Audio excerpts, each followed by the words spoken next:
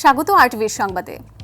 বাংলাদেশকে একটি কল্যাণমূলক রাষ্ট্র হিসেবে সরকার প্রতিষ্ঠা করতে চায় বলে জানিয়েছেন প্রধানমন্ত্রী তারেক রহমান।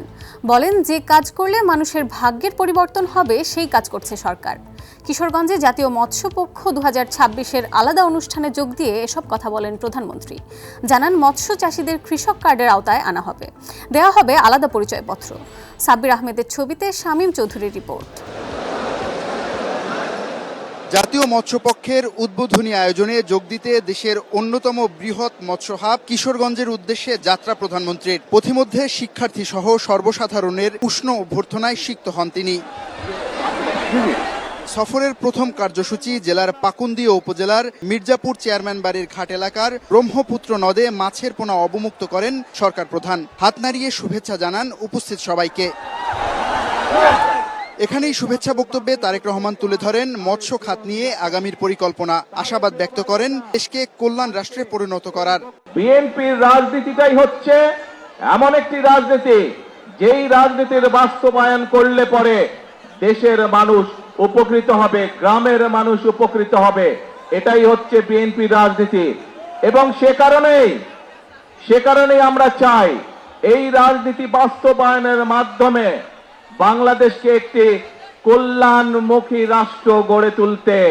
গ্যাস বিদ্যুৎ সংকটের জন্য বিগত সময়ের অপরিকল্পনাকে দায়ী করেন সরকার প্রধান। আহ্বান জানান, যারা বিশৃঙ্খলা সৃষ্টির পায়তারা করছে তাদেরকে রুখে দেয়ার। যে কোনো সংকট যদি মোকাবেলা করতে হয়, ধৈর্য ধারণ করতে হবে আমাদেরকে।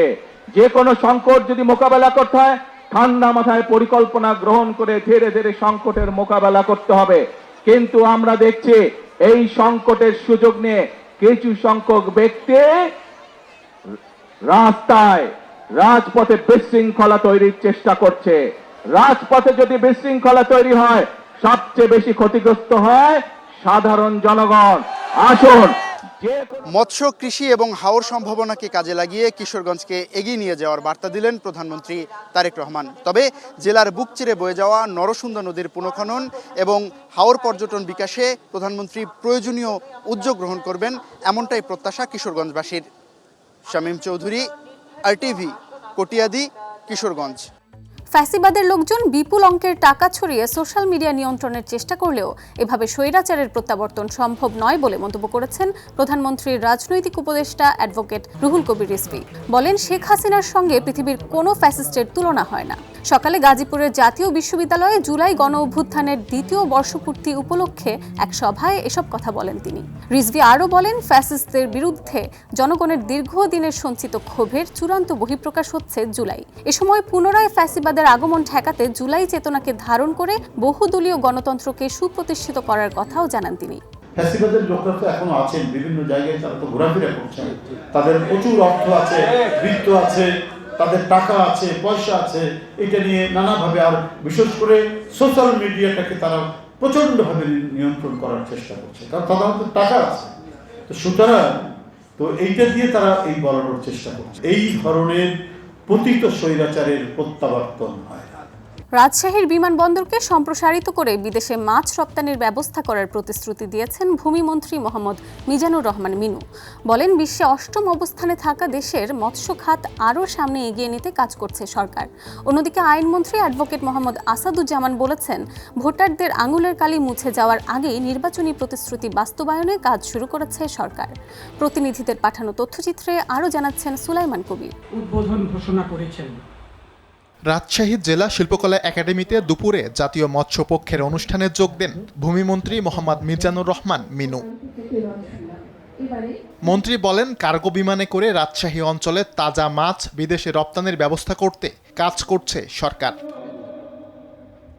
ফরিদপুরে পররাষ্ট্র প্রতিমন্ত্রী শামা ওবায়দ ইসলাম বলেন, ফ্যাসিবাদের আমলে ধ্বংস হওয়া মৎস্য সম্পদ পুনরুদ্ধারের চেষ্টা করছে সরকার। আমাদের দেশের অর্থনীতির চাকা ধরে আমাদের কৃষকদের কারণে, আমাদের মৎস্যজীবীদের কারণে। বরিশালের জেলা আইনজীবী সমিতির 10তলা ভবনের ভিত্তিপ্রস্তর স্থাপন অনুষ্ঠানে আইনমন্ত্রী অ্যাডভোকেট মোহাম্মদ আসাদুজ্জামান বলেন, গুপ্ত সুপ্তরা ফ্যামিলি কার্ডের বিরোধিতা করলেও এর সুফল পেতে শুরু করেছে জনগণ। এদিকে বরিশাল বিভাগীয় আধুনিক তথ্য কমপ্লেক্স নির্মাণ কাজের উদ্বোধনী অনুষ্ঠানে যোগ দিয়ে তথ্যমন্ত্রী জহিরুদ্দিন স্বপন বলেন, স্মার্ট বাংলাদেশ গড়তে দেশের 26টি জেলায় এ কমপ্লেক্স নির্মাণ করছে সরকার।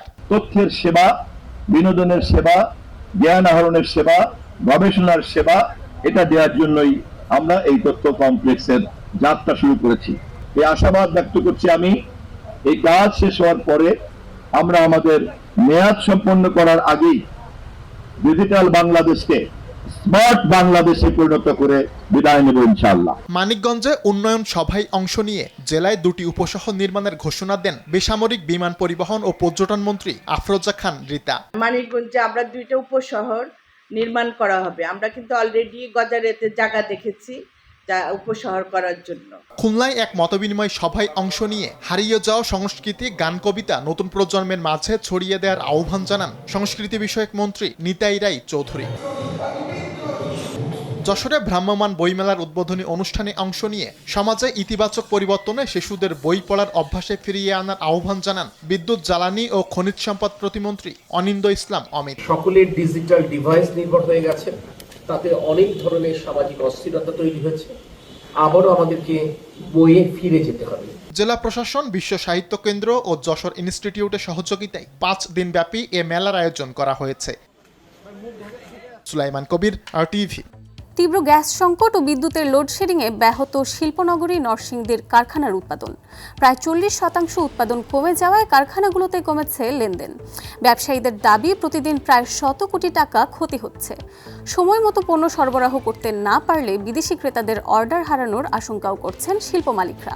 নরসিংদী থেকে মোর্শেদ শাহরিয়ারের প্রতিবেদন, জানাচ্ছেন আবরার মাহি।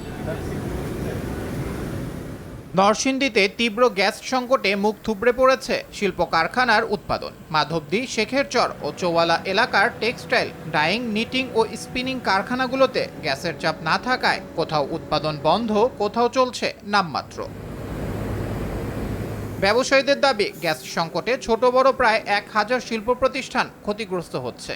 উৎপাদন বন্ধ থাকায় প্রতিদিন ক্ষতি হচ্ছে প্রায় 100 কোটি টাকা। এখানে বাইরের বাধ্যবাধকতা আছে, লিমিটেশন আছে, যেদিন অর্ডার প্লেস করে সেদিন থেকে 30 দিনের মধ্যে আমাকে পুরো প্রোডাক্ট তাকে দিতে হবে, না দিতে পারলে একটার পর একটা ফাইন। শিল্প মালিকদের আশঙ্কা, সময় মতো বিদেশি ক্রেতাদের পণ্য সরবরাহ করতে না পারলে বাতিল হতে পারে বড় রপ্তানি আদেশ। এতে ক্ষতিগ্রস্ত হবে দেশের বৈদেশিক মুদ্রা অর্জনও। $5 মিলিয়ন অর্ডার যদি আমাদের ক্যান্সেল হয়ে যায়, বুঝতেই পারতেছেন যে একটা প্রতিষ্ঠান চলবে কিনা। একটা অনিশ্চয়তার দিকে ফেলে দিচ্ছে। আমরা দিনে দিনে আমাদের বায়ারের থেকে কনফিডেন্স এবং ট্রাস্ট আমরা হারাচ্ছি। যদি সরকার যথাযথ পদক্ষেপ না নেয়, আমার মনে হয় যে আগামী সপ্তাহখানেকের মধ্যে এটা একটা জাতীয় সংকটে পরিণত হবে। তিতাস গ্যাস কর্তৃপক্ষ বলছে, মহেশখালীর LNG টার্মিনালে কারিগরি ত্রুটির কারণে জাতীয় গ্রিডে গ্যাস সরবরাহ কমেছে। একটা টার্মিনাল যান্ত্রিক ত্রুটির কারণে বন্ধ থাকায় আমাদের তিতাসের গ্যাস সাপ্লাই প্রায় 450 থেকে 500 মিলিয়ন MMCFD কমে যাওয়ার ফলে আমরা তীব্র গ্যাস সংকটে বর্তমানে আছি।